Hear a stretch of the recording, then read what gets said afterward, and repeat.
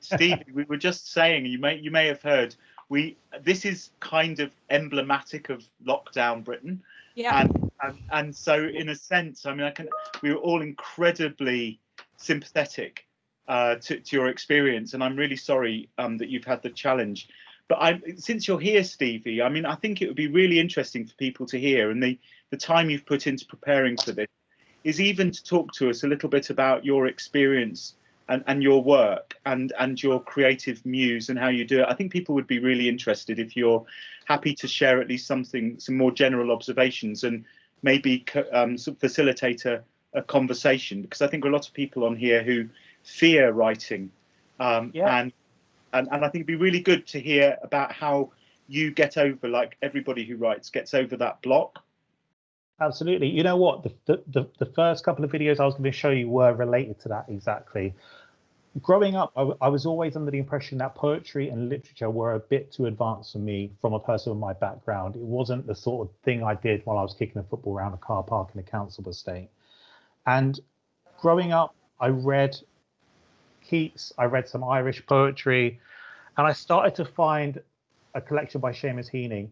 And I realized that poetic language is all around us. You just have to reframe it. And we use poetic language like every day. We you know, it's used in music, it's used in TV adverts, and nationwide adverts are utilizing the power of poetry now. And it's given a platform for those who maybe don't always want to abide by the rules of literature. They don't always want to abide by the rules of syntax and using correct grammar and punctuation. Poetry gives you a free rein to express yourself.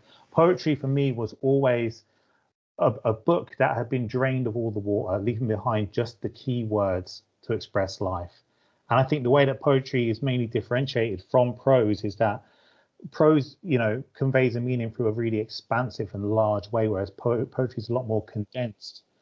The way that I sort of kick off my poetry when I started doing it at BA level, I was working under a guy called Tim Atkins at University of East London. And he introduced me to the beat poets and the New York school, so Allen Ginsberg, Frank O'Hara. And these poets are writing of their experiences, their environment, and their time. And what really hit home with me at that point was I don't have to write other people's lives. I write my life, my environment. Because whatever you write is always going to be different to the next person. We haven't all led the same lives as any of the, you know, same as Simon Armitage, anyone like that who, you know, the poet laureate now, from a traditionally working class background, but now, you know, he's rubbing shoulders with the poetry hierarchy and a lot of royalty. But, you know, poetry gives us the opportunity to write our lives in different forms as well. One of the slides I was going to show was it was a poll to create a word cloud of what words do you think describe poetry. When you think of poetry, what comes to mind? And when I did this in practice a couple of days ago, the words that came out were old, traditional, stuffy, funerals and weddings. And I was shocked to find those two words associated with poetry, funeral and weddings. Kind of demoralizing, but when you think about it, people kind of dismiss poetry, but yet we rely on poetry at those most important times of life. Funerals, weddings, birthdays. Poetry is used to express our feeling, but it's often poetry and lines written by a marketing department for a greetings card company, or you rely on traditional poetry, hundreds of years old. And the one thing that always hit home with me was, I don't want to write that. I don't want to read that. I want to write my environment, my language, being from a small town in the south of England, my upbringing, brought up by 4 really strong women and no real father figure. How does that influence my poetry? And how is my word different from someone else from the same upbringing? So the best way to get involved in poetry really is to look around you. You'll find creative language everywhere you go. You can learn the poetic devices. You can learn how to use metaphor and simile, alliteration.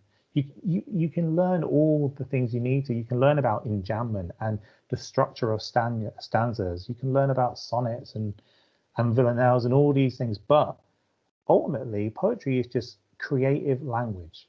It's the right words brought into the right order to express an abstract emotion. It's a concrete image behind an abstract emotion. That's the one approach which I found going into my MA at Hertfordshire. Now I'm doing a PhD at Hertfordshire, and it's based around working class masculinity in poetry. And it's a subject which I think really would be of interest to everybody, because when you think of working class masculinity, you don't always think of them being into poetry. But yeah, I'm a massive football fan, a big Luton Town fan. And when I go to the games, there's a lot of creative language. Now, I don't mean, in terms of them shouting at players on the pitch or shouting at other fans, but in the chants and the songs, we use creative language every day. We use poetic language every day. We just don't always realize we do. I don't always believe there's such a thing as writer's block when it comes to poetry, because, the shortest poem in the world, Muhammad Ali, me, we, is 2 words, but it says so much. Has anyone got any questions about general forms of poetry or anything they're desperate to ask or know about? Can I ask a question? Yeah, please. Yeah. Because I like other people here, they may have jotted poetry in their kind of either misspent or well-spent youth, or at other points of crisis in their lives, or points of challenge in their lives, which really could be very liberating. I'm interested in what you say, Stevie, about form, because sometimes I've heard poets talk about how the form itself and the constraints of form can be liberating as well. Absolutely. And I wonder whether you could talk a little bit about that, because I think people worry that if they just write words down, it will just look like a list of words and thoughts, and that it doesn't conform to what people might think of as poetry, and whether it's kind of solipsistic, not solipsistic in a negative way, but whether you write for yourself or for other people, whether form matters to you in the way that you explore these ideas, or how you go about the process of writing. But there's 2 interesting things there. The first one, which you mentioned, was, do we write for ourselves or other people? Kenneth Coke always said that poetry was a secret language. It's a secondary language. We all speak 2 languages. We speak our native tongue, we speak a creative language as well. In terms of form, compared with prose, poetry depends less on the linguistic units of sentences and paragraphs. It's not so much about the organization of grammar and getting that right. The correct comma here, a misplaced comma can say 2 different things from one sentence. Poetic language doesn't always need to abide by those structural elements. Lines, couplets, stanzas, verse, paragraphs. Prose poetry is very interesting. Jack Kerouac, for instance, he used to keep a journal in his top pocket when he's walking around New York, and he never used commas and full stops, exclamation marks, question marks. It's a free-flowing poetic form. And while poetry does offer that freedom to the writer, it also, in return, it asks the writer to be creative with its language. You can tell really bad poetry because there's no creative element there. Linguists always say that the word apple doesn't actually say anything about what that apple is. Apple doesn't mean red. It doesn't mean small round fruit that grows on a tree. There's no connection there. So in a poem, when we're talking about an apple, we're not going to say apple. We're going to describe it in senses, and without having to be tied down to any particular structural form like you are in prose, you can really hammer home in senses. When you talk about apple, you're going to talk about sweet. You're going to talk about taste and texture. You're going to talk about outside in a tree. You're going to talk about nature and life and growth. So all those words I've just mentioned, yeah, you could write them in prose, but it probably look like a bit more like an instruction manual than anything else. But you don't mention apple in poem. You don't have to mention apple. You mention the taste, the texture. And if you take away the commas, the full stops, question marks, and any other punctuation, you can really play with the creative element there. And the layout on the page as well. It doesn't have to be rhyming couplets. Rhyming poetry didn't really even exist in modern European poetry until recently. One form that's always interested me is the found poetry form. What I did for this, which I'm gutted I can't show you, is I got a Morrison's receipt and I identified words which stood out for me, which really shouldn't be on a receipt, or you wouldn't imagine being on a receipt. But yet I managed to create a poem out of a Morrison's receipt, which when you read it back, it almost read like old English text. You know, the word expired raw, contact less, contactless, expired, and raw me. Now, if I was to say me, tired, raw, expired, you wouldn't think I was talking about a Morrison's receipt, you know? So again, with regard to form, I could write a poem there with four words, one on each line. I could read it in a poetic way and exercise through rhythm certain words out of that poem, and you'd identify it as a poem. You wouldn't identify it as a Morrison's receipt. So again, you know, the creative language is all around us. You just need to reframe it to say something about yourself. That's how I've always approached my poetry. It's really inspiring, Stevie, and really, really insightful about the way that you work. I wonder whether anybody else has got any questions for you that they'd like to use as a kind of way into some of the and possibly if nobody wants to start, I don't know whether Joe, if you're here, I'm very mindful of the fact that Joe's work is on imagining and on the place of the image in the imagination, and what role the image has in imagining, and the relationship, perhaps, Joe, between that and poetry. And I don't know whether there's anything that you have been inspired by in what Stevie's just said that might relate to what we might think of as being an academic discipline of philosophy. Yeah, no, I think what Stevie just said about the placement, you said placement of words on the paper, and I felt so inspired when you said that, because I thought back to when I studied E.E. Cummings, and he very carefully placed his words on the paper, and it gives you that addition to not just sort of the understanding of the words and sorts of visual images that might elicit, but that duplicity of the picture and the words forming different pictures as well, and that play that you can play with letters in different sizes and different formulations. And I actually just wondered if you what kind of advice you would give for somebody to make that duplicity in their writing and play around with words in that way, and how they might go about that, Stevie. That's, yeah. Well, the way that I would go about that is, one thing I'm looking at my PhD at the moment is I'm trying to use cultural references to now. So the current things are going on, which is what I was going to talk about towards the end of this session as well with regard to lockdown, and finding phrases and words which, although unique to my current situation and environment, are also out in the real world at the moment, out as marketing tools, out as songs. And what I've done a few times is I've taken those words and placed them on paper, and while they are belonging to the public domain, I've rephrased them, and the way I read them applies to me, if that makes sense. So it's a, you know, it's about, well, I try and think of a good way to an easier way to explain it. Let's say not so much cultural appropriation, but it's borrowing from those around you, writing your life out of other people's visions. That's how I've approached some of the poetry in my PhD at the moment. But then around that, the first, if I just slightly go to the sideways on this topic, the first slide I was going to show you was by a poet called Jack Underwood, and his poem was called "Sometimes Your Sadness is a Yacht." And one of the first things I've explained in classes before is, when you're writing poetry, you can't write that you're sad. You can't write that you're happy. You need to place that emotion, that abstract emotion, into a concrete image. And the introduction to this session was going to be around the way Jack Underwood and a girl called Fran Locke uses their own environment to portray their locked emotions. And it really tied in nicely to this whole being at home, working from a home situation that we're all in.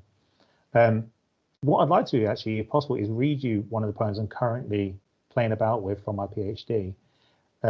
It's based around a working class environment. So what I've done with this is I've actually tried to use what I suppose many people would deem as being working class images to show one environment, which could be translated as any environment at the end of the day in Britain. So if it's okay, I might try and read through this if that's okay.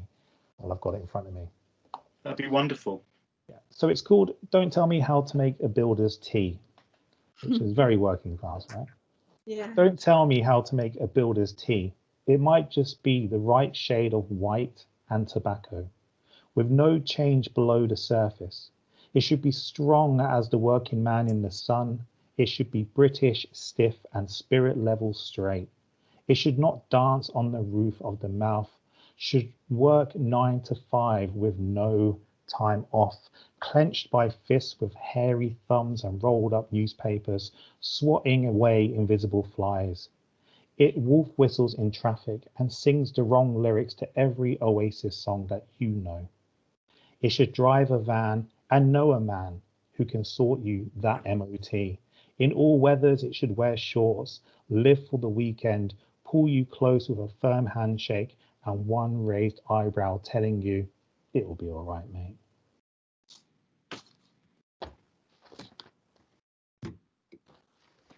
You can see my cat has appreciated that. So that was part of a triptych of poems I was writing, which were all based around Builder's Tea, Sunday Roast, Full English. They were the 3 I was doing. And they were all based around my upbringing in very working class family with a car with no wheels on the front of the house, you know. And again, like I said earlier, I've tried to pull in stereotyped ideas of working class culture and actual cultural references. So the Oasis song, you pull in the the man who can sort you that dodgy MOT, the hairy thumbs, the rolled up Sun newspaper. These things aren't necessarily true of my own upbringing, but they're true of upbringings that I've seen and instances that I've seen. So what I've done is I've appropriated other working class ideas into my own and then reframed my own. And that's a running theme for a lot of my PhD at the moment. Is I don't think you can always write, like I said earlier, Matthew, you shouldn't just write for yourself, you shouldn't write for other people. You should write including other people for everybody. Yeah. I mean, I was really struck when you read that wonderful poem, Stevie, about what poetry allows you to do that prose writing, novel writing, short story writing, certainly novel writing, doesn't allow you to do, is to, in a very condensed way, in relation to an object, to an experience, align or create a sensation of a very something that you might not give a second thought to, by creating strange and unexpected elisions between the object or the experience and, you know, a cup and people, or a cup and a time of day, or a cup and the weather, or a cup and a set of values, which is what poetry enables you to do freely, which is much because it's a form, I use that loosely, which gives that freedom to the imagination without kind of expectation of narrative outcome, if you like, because it's a sensed moment that you're trying to capture in words. Absolutely. I mean, what I'll do is I'll read one more, the second part of that triptych, because what you've mentioned there is the idea of an encased environment. And if I was to introduce you or ask you to come to, you know, the real, say that the TV show Shameless was a real, well, it often is a real place, you know, but say I was to invite you to that TV show, it wouldn't seem appealing. It wouldn't, those instances and those people wouldn't seem appealing. But what poetry does is it allows you to play with those images and turn these not so nice images into are pleasing. So what I'll do is I'll read this, and if you listen for the way that I'm describing the town and the people, you'll see that I'm never describing them in a derogatory way. I'm not saying they have this or they don't have this. It's personification, you know. So I'm I'm giving the people a food element. I hope it makes sense. I didn't explain it very well, but I will hopefully make sense with this one. I'll read this. So it's called Don't Tell Me How to Cook a Full English. I know it's a town on a plate, communities divided by salt and sauce, eggs acting as boils on the faces of teenagers, its neighbours erecting fences of black pudding and anger, shouting cuss words, hiding each other's mail, making noise complaints to pigs in blankets. It's a funeral procession of women with mushrooms for hats. It's a bald man, head like a baked bean, tomato red, burned and trying to escape the plate, spilling himself over the edge, becoming lost in the carpet, and eventually found by the dog.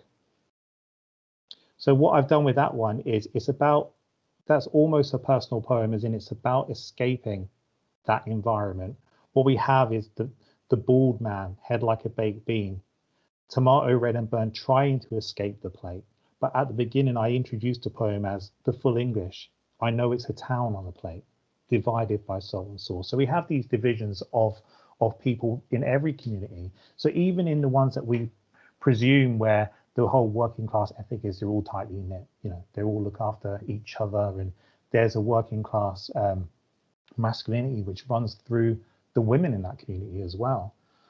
But deep down, this poem was more about me. It was about me being in that community, me trying to get over these fences, and me escaping that plate. But it wouldn't be as interesting as it if I told you I lived in Bedford and it wasn't very nice and I wanted to leave. That wouldn't be very interesting. So I've tried to tell you in a slightly different way through the means of black pudding, beans and eggs and mushrooms, which is a lot more sort of enticing, really. Especially if you're sorry, go ahead. No, sorry, Stevie. No, that's such a beautiful account. I wonder whether or not you could talk a little bit about something which I also find very interesting, which is the relationship between the writing of the poem, as it were, the creative process that results in these words in this order on this page, and then the experience of reading a poem publicly, like you have just done, to a group of people, and the reception of a poem, and the relationship between the auditory and the performance and the writing of it, as being discrete and or complementary or integrated. I think some people, my personal experience, sometimes find the experience of, I listen to Poetry Please, as one of my pleasures on the radio when that's been on. Sometimes I think people find the pleasure in the reading of a poem by themselves in a solitary way, imagining it in their heads as they read through the words, a very different experience from hearing it performed aloud. And I wonder whether you could talk a little bit about what you think about what that tension is, or does that make sense as a question? It's a bit odd. No, sorry. Yeah, that makes perfect sense. That's such that's a question that I've asked myself since my BA and all the way through my MA, working with Wayne Holloway Smith, who's one of the very highly respected poets at Hertfordshire and across the country and in contemporary poetry. And it's a conversation that I have with him quite often is, am I writing this to be written? Or sorry, am I writing this to be read, or am I writing it to be read aloud? What I think it does is the position of what we call the lyric I in the poem depends where that is in regard to whether you perform it in a certain way. For me, writing a poem like I have and I've just read the full English one, I'd like to think that it could be read on the plate and it could be adopted by the reader. If I'm reading this aloud, I'm almost giving you an autobiography. I'm telling you where I'm coming from, and I'm hoping that you'll empathize with that in some way. You'll be like, oh, I I might not be directly from that environment, but I'm aware of that environment. So I think the best thing with poetry is going back to Kenneth Coates' idea that it's a not so secret language. You need to read poetry. The only way you can write poetry is to read it, to read lots and lots of poetry over and over again. And depending what your current state of mind is and what you're thinking about, you'll read something different into that poem each time. I think when it comes to writing your poetry, it's never a quick process. It never has been for me. I've not written something in a few minutes and thought that's brilliant. I've come back to it over a period of weeks, and depending where my mindset is at, it's taken on a new sort of route for me. It's become something else. So I think when I performed them, depending what frame of mind I'm in, it can be portrayed as one thing that it wasn't last time. So I think poetry, the great thing about it is it's ever evolving. It depends where your state of mind is, and it depends where the reader and the listener's state of mind is. Poetry books can be picked up and jumped into at any page over and over again, and you'll always find something new in it. There'll always be a new word. There'll always be a new phrase that you'll find. That's where I think it offers slightly more, you know, it's no better than prose or creative nonfiction, but I just think it offers so many different avenues. You know, it's a maze with many entrances and many exits. You know, you different ways around it every time, absolutely every time. I mean, I'm playing with the idea now that technically we're all poets if we're using social media. One thing that I love is the word restriction on Twitter. We all have to be so creative when we're using creative language now. You know, we have to find new words and utilize every inch of our vocabulary to make something work. I've actually got, if you just bear me a second, I've got a screen grab on my phone, which I'd love to read. I found it online earlier, and it's by a journalist called Joanne Smith. And it was during the Haiti earthquake. I can't remember what year that was. It was some time ago. But she put a tweet out to her worried followers and family and friends, I'm sure. But the tweet she put out read like a beautiful poem. So I'm going to read it now. And this is what she tweeted as the earthquake happened. Was in B room getting dressed when heard my name. Tremor. Ran outside through sliding door. All still now. Safe. Roosters crowing. That sends chills up my spine, that does, because it's absolutely amazing. That's just a tweet for her to let people know that she's okay. But it's possibly one of the most beautiful poems that I've ever read, and she doesn't even realize she's written it, you know? But again, reading that now, if I read it at the time, I would have thought, thank God she's okay. Reading it now, I'm thinking this is a beautiful piece of writing. This is absolutely amazing. And I'm sure that if she was going to read it now, she'd see something different in it. So again, I think poetry, performance, writing, it's all about where you are when you're writing it, where you are when you're speaking it, and then that can change again later on. Again, it's always evolving. That's the way I've always seen it. That's why I never get bored of poetry. Every book I've got, I can pick up and read it every day and find something new. Even the nationwide adverts, I'll even tolerate a few of them. Yeah, you've expressed that so well, I think, Stevie, and that whole point that you made at the beginning of that about reading and writing is so important. I've put a note in the chat there to a book that I absolutely love, which is about Ralph Waldo Emerson, and it's about the first we read and then we write, and the importance of immersing yourself in the stuff that you want to not necessarily emulate, but the style and getting yourself into the headspace of creative writing, and not being afraid, but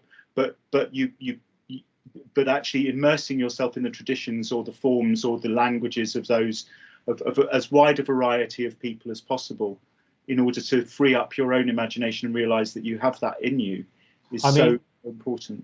Absolutely. There's one quote that springs to mind, and that was Hunter S. Thompson, who was the creator of gonzo journalism. When he was first writing Hell's Angels, which was his first book, when he was in the I think he was in the Royal Air Force, the US Air Force, he said that he would copy word for word Hemingway's books, because he just wanted to know what it felt like to write those words in that particular order. Yeah. Now, I'm not saying you should go out and start rewriting Gatsby or anything, but you know, look at the writers you admire and look how they construct their images. You know, I absolutely love that the idea that him sat there before he had any money or anything, and he was writing out word for word Gatsby, just to know what it felt like. You know, and I'll freely admit, the first thing I ever wrote was Hemingway's shortest story of all time, which I don't know if you're aware of that, the 6-word story that Hemingway wrote, which was "For sale, baby shoes never worn." And Yeah. it's so, again, that sends a shiver up my spine, because it's so, that works on so many levels. It really does. You know, this, given the absolute categorically what would happen in one of these sessions thing that actually happened, which was that the tech failed you, I've been inspired by your talking, Stevie. It's been really insightful, and you're so it's been a real privilege to hear about your creative process and to have you share your creative work with us in this group. It's been really wonderful. Thank you. Thanks very much. I mean, I'm so gutted I couldn't show you all the poetry links, and I wanted to hear some of your own work, and I'm devastated because it's worked every time absolutely fine, and then on the day, terrible. Well, but we might have to fix up a dedicated Stevie Kilgour evening, I suspect, in due course, when we start our creative group at Hertfordshire for staff and students. Then perhaps there'll be an opportunity to make that work again, and I very much will be able to do that. Please invite me again. I'm happy to send these links and these Padlets to share for people who want to see them. There's so much great stuff in there I wanted to show you. So please go, if you need these, I can send them to whoever needs them, and they can share them out. So be wonderful. Thank you so much. Thank you very much for putting up with my delayed speech. Really enjoyed it. It was absolutely brilliant, and I think it was as good as it would have been, as well as it could have been. So thank you very much. Thank you very much. Thanks everybody. Thanks for sticking around. Okay, so